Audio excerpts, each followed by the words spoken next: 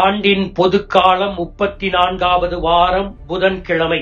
நற்செய்தி பகுதி லூக்கா பிரிவு 21 அருள்வாக்குகள் 12-19 வரை.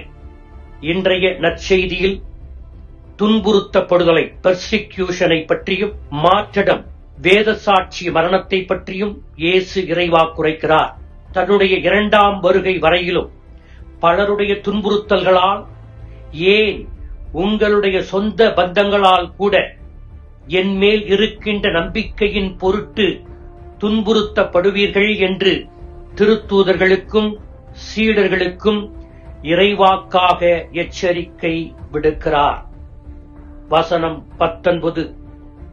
இப்படி துன்புறுத்தப்படுகின்ற போது நீங்கள் மன உறுதியோடு இருந்து உங்கள் வாழ்க்கையை காத்துக் கொள்ளுங்கள் என்று சொல்லுகிறார். எனக்காக நீங்கள் சாட்சிய வாழ்க்கை வாழும்போது துன்புறுத்தப்படுவீர்கள்.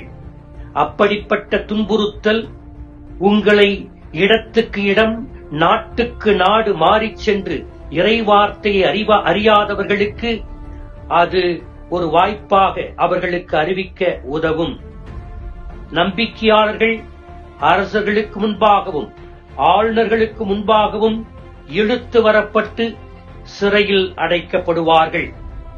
இறுதி வரை மன உறுதியோடு இருக்க இயேசு சொல்வது, துன்பப்படும் போது நீங்கள் தனியாக இல்லை, கடவுள் உங்களோடு இருக்கிறார்.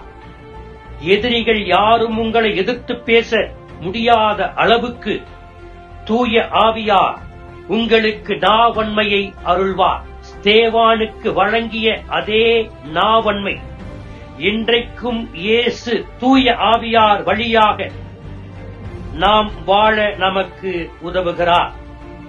நம்பிக்கையாளர்களுக்கு சிறைக்கூடம் கூட அரண்மனையாக தெரியும், கொப்பளிக்கும் எண்ணெய் கூட குளிர்ந்த நீராக தெரியும். ஏனென்றால் கடவுளின் பிரசன்னம் அவர்களோடு இருந்து செயலாற்றுவதால்.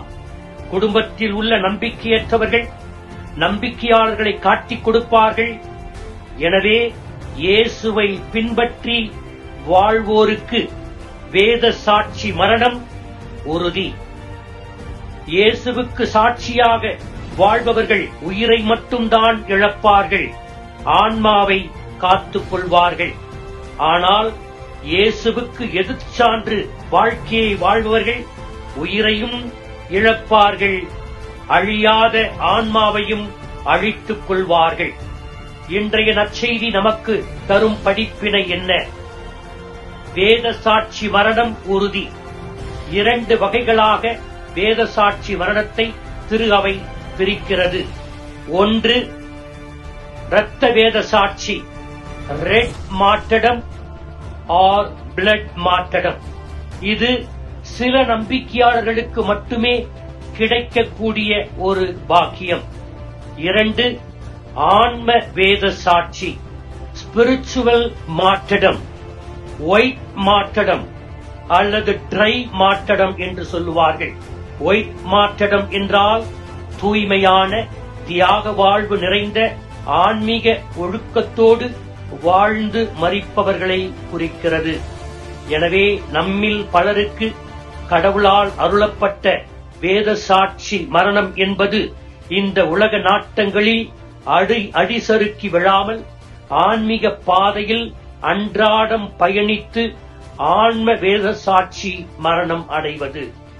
நம்மை பகைக்கின்றவர்களை நேசிப்பதன் வழியாகவும் துன்பப்படுத்துகின்றவர்களை இரக்கத்தோடு அனுசரணையாக நடப்பதன் வழியாகவும், நம்மை தொடர்ந்து புண்படுத்துகின்றவர்களை மன்னிப்பதன் வழியாகவும், நமது துன்பங்களை புகார் மனப்பான்மை இல்லாமல் ஏற்றுக்கொண்டு வாழ்வதன் வழியாகவும் நாம் ஆன்மீக வேத சாட்சியாக இயேசுவின் வார்த்தையை வாழ்ந்து காட்ட முடியும்.